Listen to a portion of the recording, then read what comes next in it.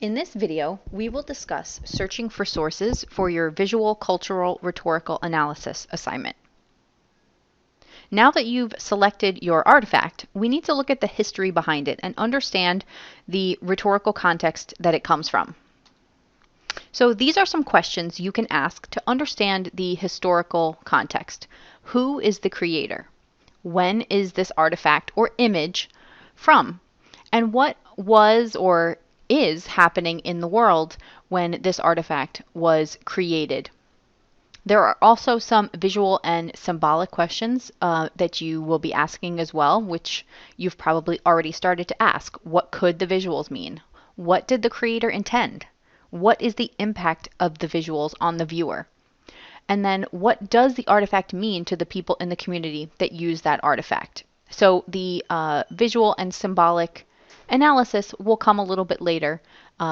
First, you will need to establish the historical context.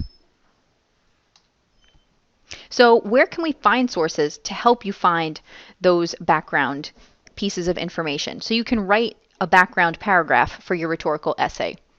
If I was looking at an art piece or a previous poster from history like Rosie the Riveter, I might want to consider thinking about where I could go to have general background knowledge about her and about the poster. So Wikipedia might be a great place to start. And I can use the references from within Wikipedia, and we'll look at that in a second. I can also consider looking at the Library of Congress for historical information, and we'll talk about how to evaluate other internet sources for reliability of historical information. On a community level, I can look for sources that specifically relate to the community perspective that I will be writing from. Consider your discourse community. So if I was looking at Rosie the Riveter, I might want to consider sources and organizations that look from a women's history perspective, or perhaps from an art history perspective. If you are doing football or soccer, you might want to consider looking at sports teams, sports publications, different types of things like that. So let's take a look at how to do some searching for some background information.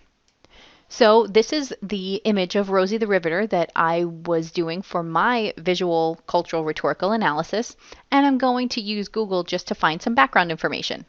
So I'm going to go to all and take a look at some of the sources that are coming up. As I mentioned, you can start with Wikipedia. Wikipedia is a great place to start just to understand a little bit about your artifact. So this lets me know she was a cultural icon of World War II, representing women who worked in factories and shipyards. These women took new jobs, replacing the male workers who joined the military. And Rosie the Riveter originated in a song.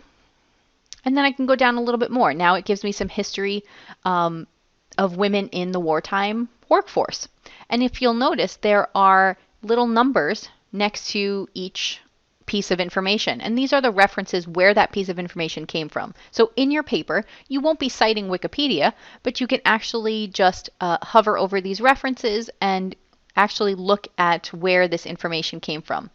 If we scroll down to the bottom, you'll see an entire list of all of these references.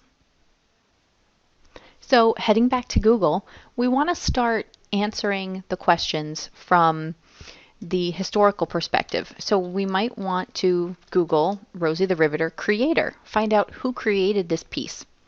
The first website that comes up lets me know it was J. Howard Miller, and they get this information from Britannica.com. So that is an encyclopedia. That's a reliable website that we can look at. And we'll open it in a new tab, and it lets us know the first image, now considered to be Rosie, was created by J. Howard Miller in 1942. And then scrolling down, it gives us some more information about the Westinghouse Electric Corporation. It talks about a song in 1943 called Rosie the Riveter, and that it touts patriotic qualities of the mythical female war employee. So this website is giving me some background information to answer those historical context questions that I have. And the Library of Congress is a great place to go for historical and cultural information on artifacts because it is one of the museums in our country where we collect a lot of items of cultural significance, and they've done a great job in recent years of digitizing a lot of information. So I can do a search for Rosie the Riveter. I'll get images, I'll get books, but I can probably stick to the web pages to find interesting information. This research guide on Rosie and working women in World War II might be a great place to start because it's going to give me some background information, it's going to give me images, and I can find out a little bit more about her. You can also go back and continue looking through your general Google search. I have history.com. This one is Rosie the Riveter Trust. I might not know much about this organization, and while I could go to their About page to find out more about them, one thing that's a great thing to get in the habit of doing is opening up a new tab and doing a search for the website that you're looking at. So looking at these results, this is the original website that we were looking at, but if I scroll down, I see that Rosie the Riveter Trust is also referenced by the National Park Foundation.